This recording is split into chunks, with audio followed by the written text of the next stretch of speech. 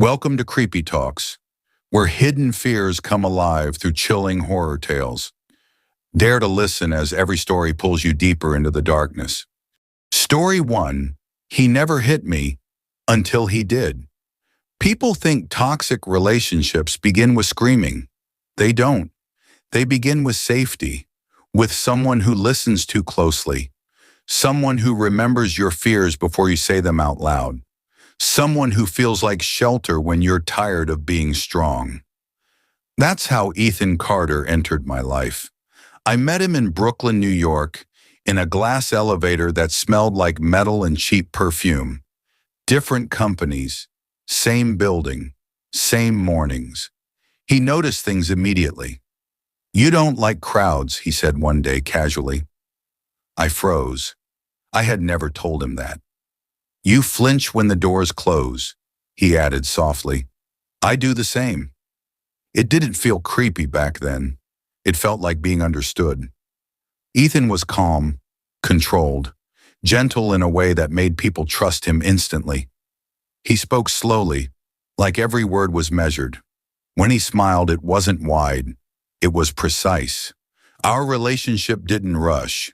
No drama, no intensity. Just comfort.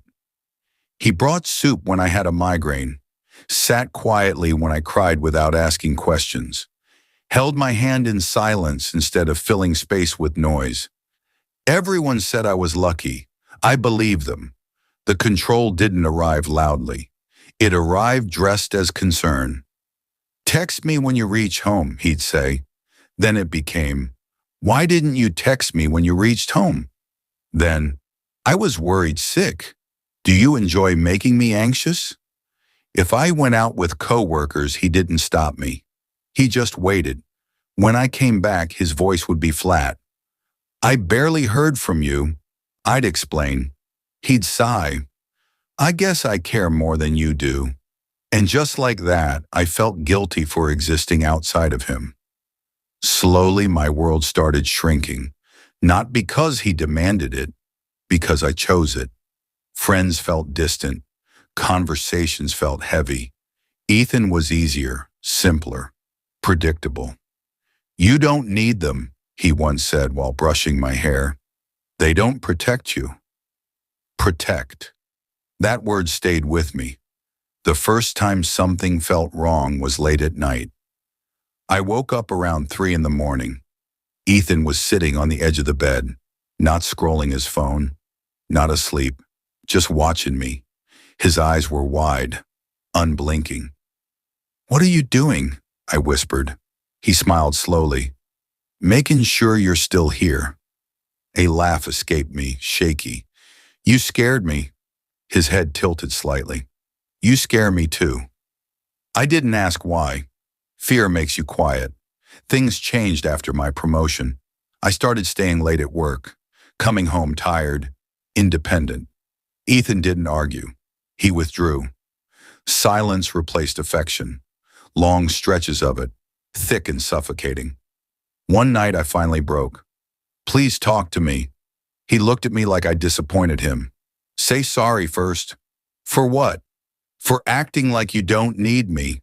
I said sorry. That became normal. His nightmares started soon after. He'd wake up gasping, hands shaking. "I see you leaving," he'd whisper. Every night, over and over. I tried comforting him. That's when he started locking the door at night. For safety, then he hid the spare keys. People break in. One morning I noticed my phone location was permanently shared. I didn't remember agreeing.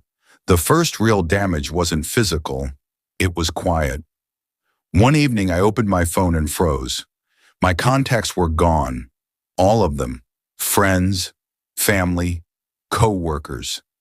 "What happened?" I asked, heart pounding. Ethan looked panicked. "I thought someone was manipulating you." I screamed. He cried harder. "I hate myself," he sobbed. "You make me like this." I held him while my life disappeared. The slap came without warning. We were in the kitchen. I was laughing at something on my phone. Suddenly, impact, ringing silence. My cheek burned. Ethan stared at his hand like it belonged to someone else. "Oh my God," he whispered. "Look what you made me do." He collapsed, crying. I apologized. That night he held my face gently and said, "If you ever leave me, I won't survive it." I believed him. After that, fear lived in the apartment. Not loud fear, quiet fear. Fear of tone, fear of timing, fear of breathing wrong. He checked my messages, my clothes, my expressions. If I smiled at my phone, he stared. One night he said casually, "I followed you today." I laughed. He didn't. The final night smelled like rain. I told him I was visiting my mother in Chicago. His face emptied. "No, I already booked the ticket." Silence, then the door locked. "I can't lose you." He picked up a knife. Not threatening, just holding it. "My life ends if you go." That's when I understood. This wasn't love. This was ownership. I survived because my neighbor heard screaming, because police arrived, because someone noticed bruises that weren't loud. Ethan told them I was unstable. They almost believed him. Almost. People still ask, "Why didn't you leave earlier?" Here's the real horror. Toxic love doesn't look dangerous at first. It looks like safety. And by the time it shows its teeth, you're already trapped inside. Story 2. She loved me so much. She didn't let me die. People think obsessive love looks dramatic. Constant calls, jealous fights, public scenes. That's not the dangerous kind. The dangerous kind is quiet, patient, smiling. The kind that watches you disappear and calls it love. That kind of love belonged to Lena Moore. I met Lena in Vancouver, Canada, during a winter that felt endless. She worked at a small bookstore near my apartment. She remembered every title I picked up, every author I hesitated over. "You like stories where people don't escape," she said once. I laughed. "That's oddly specific." She smiled. "People reveal themselves without knowing." That should have been my cue to walk away. Instead, I asked her out. Lena was gentle in a fragile way, soft voice, careful movements. She made herself small, like she didn't want to disturb the world. She listened intensely, too intensely. When I talked about my childhood, she never interrupted. When I mentioned my ex, her jaw tightened. But she said nothing. "I've never felt seen like this," I told a friend. That was my first mistake. Our relationship moved fast, but it didn't feel rushed. It felt inevitable. She cooked for me, left notes in my pockets, memorized my routine. If I forgot to text, she'd say, "I imagined you dead in a car accident." Then she'd laugh. I laughed too. The devotion became overwhelming before it became scary. She rearranged her life around mine, changed her work shifts, stopped meeting her friends, waited outside my apartment if I came home late. "I like knowing you're safe," she'd say. If I told her she didn't need to do that, her eyes would fill with tears. "I just love you more than anyone ever has." How do you argue with that?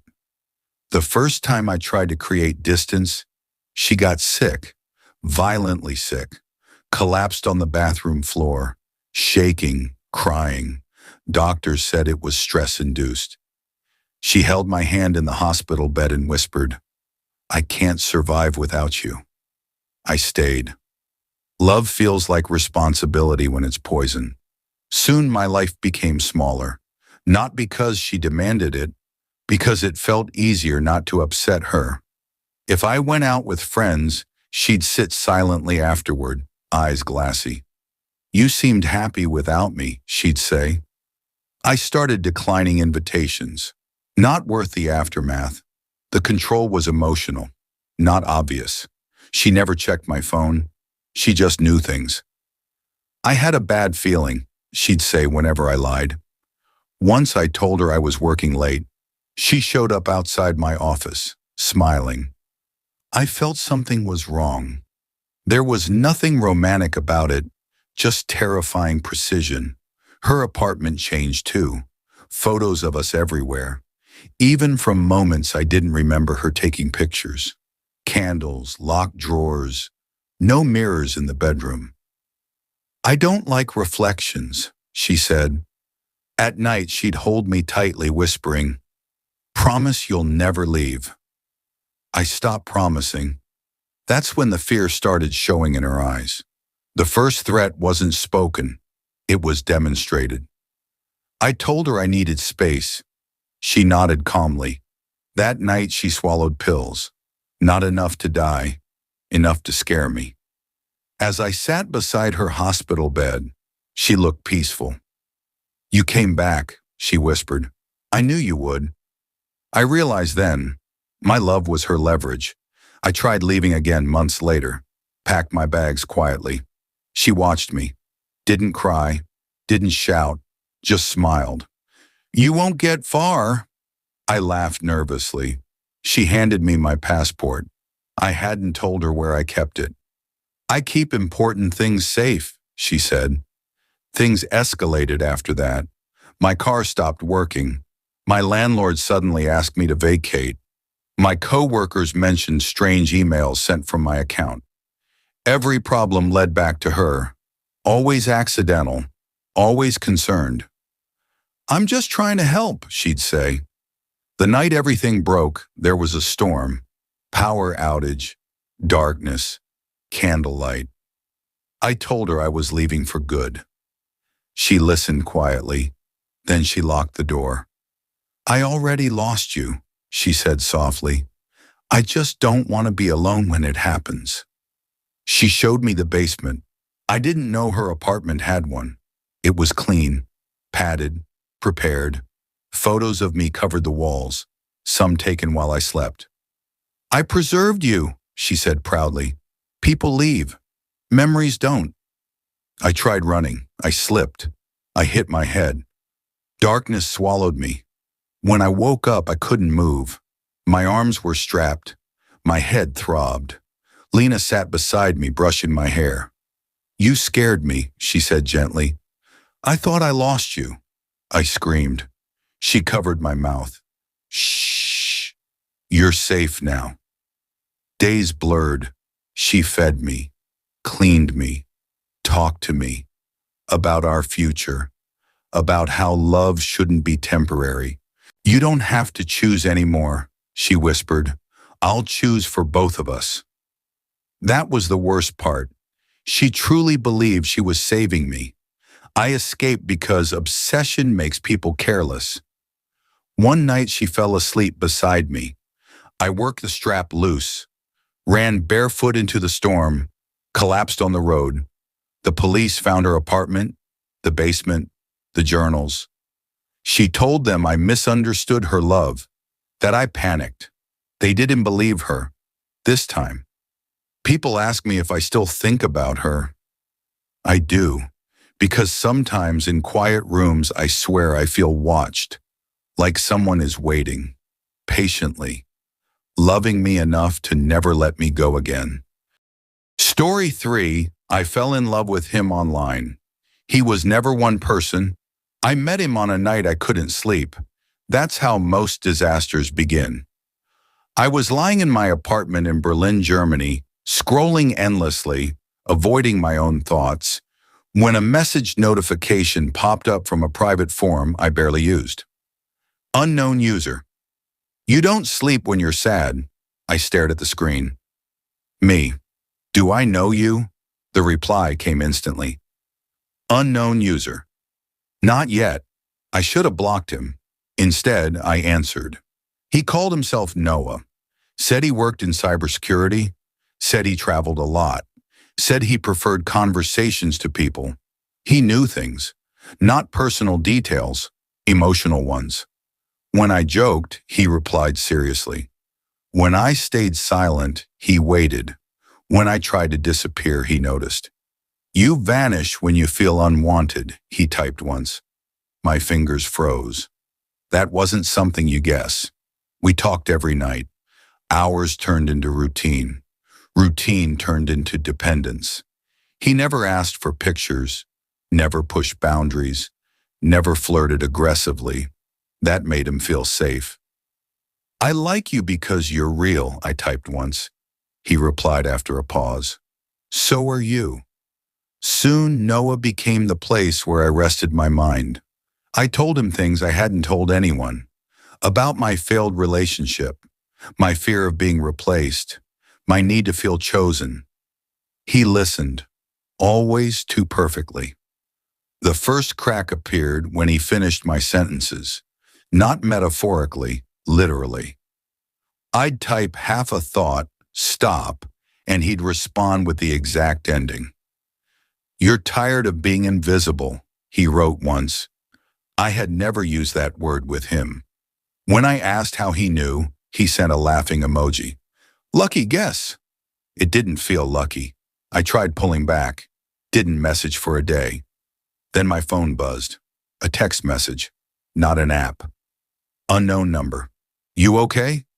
My chest tightened. I hadn't shared my number. I replied cautiously. Who is this? The response came immediately. You don't like surprises. My blood ran cold. I confronted Noah. How did you get my number? He didn't reply for a long time. When he did, his tone was calm. You leave traces everywhere. You just don't notice. I told myself it made sense. Cybersecurity, data leaks, algorithms. I wanted logic more than fear. Things escalated quietly. Ads on my phone reflected conversations I'd had only with him. Songs he recommended started playing randomly in cafes I visited. Strangers online messaged me using phrases Noah used. At first, I thought I was imagining patterns. Then one night, I received an email from myself, same address, same signature. The message was short. Stop pretending you don't want this. I didn't sleep that night. I unplugged my devices, sat in the dark, listened to my breathing.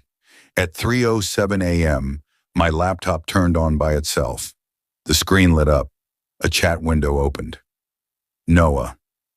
You're safer when you don't run. I screamed and slammed it shut. The next day, I took my laptop to a repair shop.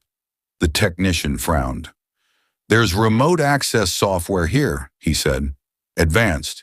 Custom. My throat went dry. Can you remove it? He hesitated. I can try, but whoever installed this, they're very good. That night, Noah didn't message. Neither did the next. I felt relief mixed with withdrawal. Then my coworker Elena pulled me aside at work. Hey, are you okay? I forced a smile. Why? She lowered her voice.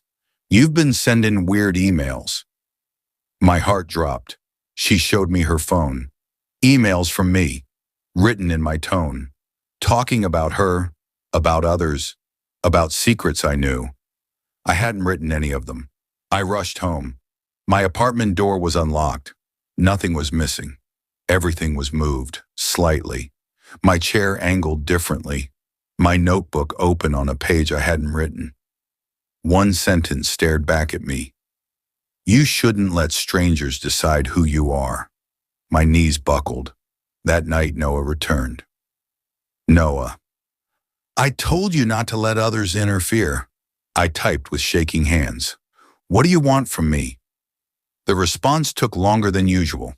Consistency. You change when people watch you. I like you better when it's just us. I blocked him, deleted accounts, changed passwords, bought a new phone. For 3 days there was silence. Then a new account messaged me. Different name, same cadence, same pauses, same understanding.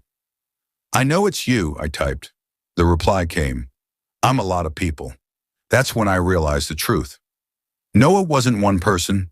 He was an ecosystem, fake profiles, different genders, different platforms, some supportive, some critical, some protective, all guiding me, shaping me, isolating me. He showed me proof, Screenshots of conversations I'd had with friends online. They were all him. Years of digital companionship. Manufactured. You trusted me because I never left, he typed. Because I was everywhere. I stopped going online. Stopped posting. Stopped responding. That's when the real horror began. My reputation unraveled. Private messages leaked. Fake confessions posted. Edited images circulated. My employer called me in. They showed me things I had shared. I didn't recognize myself. I went to the police. They listened. They nodded. They said things like, hard to trace, and online impersonation is complex. Noah messaged me that night. They can't protect you from me. I am the version of you the internet believes. The final message came weeks later. A file, a video, me sleeping in my apartment. The timestamp was from the night before. The camera angle was wrong. Too close.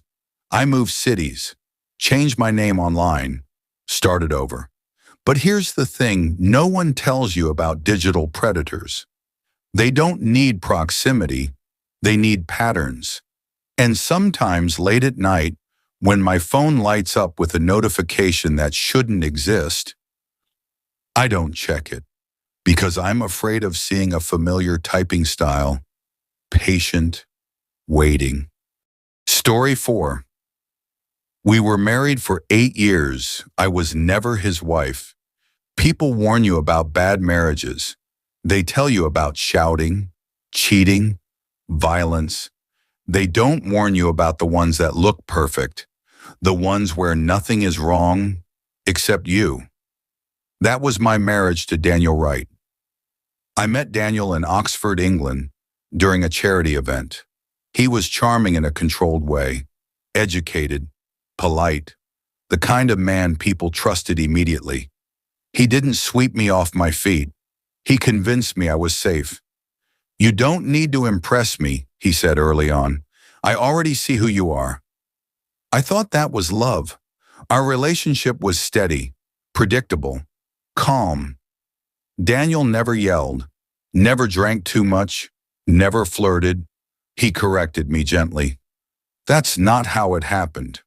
You're remembering it wrong. I think you're projecting. He said these things with a smile.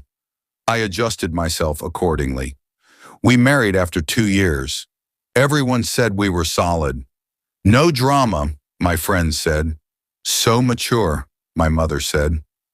On our wedding night, Daniel held my face and whispered, "We don't need anyone else now." I smiled. I didn't realize he meant it literally.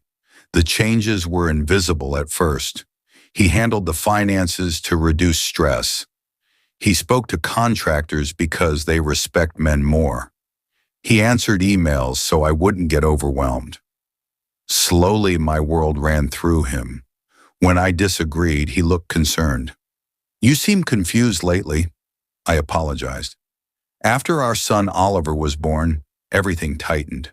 Daniel became obsessed with routines, feeding times, sleep schedules, cleanliness. If Oliver cried, Daniel blamed me. He reacts to your anxiety. If I questioned Daniel's methods, he sighed. You're emotional. That's normal after childbirth. I believed him. I started writing things down. Arguments, dates, exact words. Daniel found the notebook. He read it silently. Then he laughed. You know this makes you look unstable, right? I stopped writing. Years passed like this. Quiet erosion. Friends stopped visiting. Daniel said they were bad influences. My parents called less. Daniel said they were undermining our family. When I cried, he held me.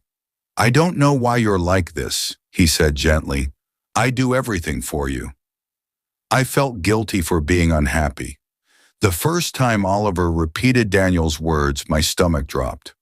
Mama forgets things, he said casually. Daniel smiled. Children notice patterns. I realized then that I wasn't just losing myself. I was being rewritten. I tried leaving once. packed a bag while Daniel was at work. Oliver watched silently. When Daniel came home, he didn't shout. He sat down calmly. "You can go," he said, "but Oliver stays." My chest tightened. "You can't do that." He slid documents across the table. Psychological evaluations, notes, emails, all describing me as unstable. He'd been collecting them for years. "You won't survive court," he said softly. "I've made sure of that." I unpacked my bag. After that, my reality fractured. Daniel corrected my memories in front of others. That never happened. "You're exaggerating. Why do you lie?" Eventually, I stopped trusting my own thoughts. That's the most dangerous place to be. The worst part wasn't fear, it was dependence. Daniel decided what I ate, what I wore, when I slept, not through force, through certainty. "I know what's best." He always sounded so sure. Oliver grew quieter, watchful. One night I found him standing in the hallway staring at our bedroom door. "What are you doing?" I whispered. "Listening," he said. "For what?" "To make sure Daddy isn't angry." Something inside me broke. The breaking point came quietly. Daniel was away on a business trip. I was folding laundry when I found a lockbox in his study. Inside were recordings, audio files, me, crying, arguing, breaking down, edited, spliced, framed as instability. There were videos too, moments taken out of context, prepared, documented, weaponized. I realized then, Daniel wasn't reacting to my behavior. He was building a case. That night I called a lawyer from a hidden phone I'd kept years ago. She listened carefully. Then she said, "This is coercive control." I cried silently on the kitchen floor. There was a name for my prison. I didn't confront Daniel. I planned. I recorded conversations, saved messages, took photos. I pretended nothing changed. Daniel noticed anyway.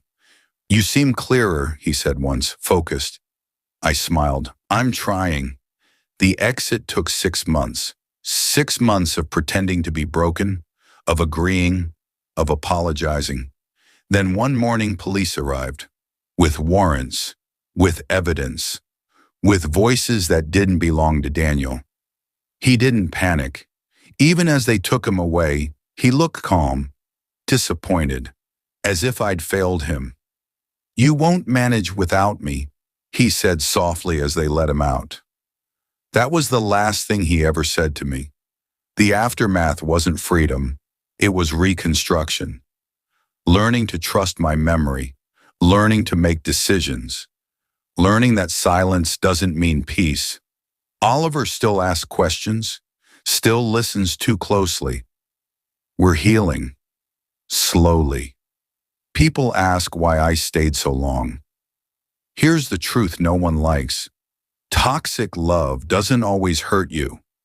Sometimes it convinces you that you are the problem until you disappear.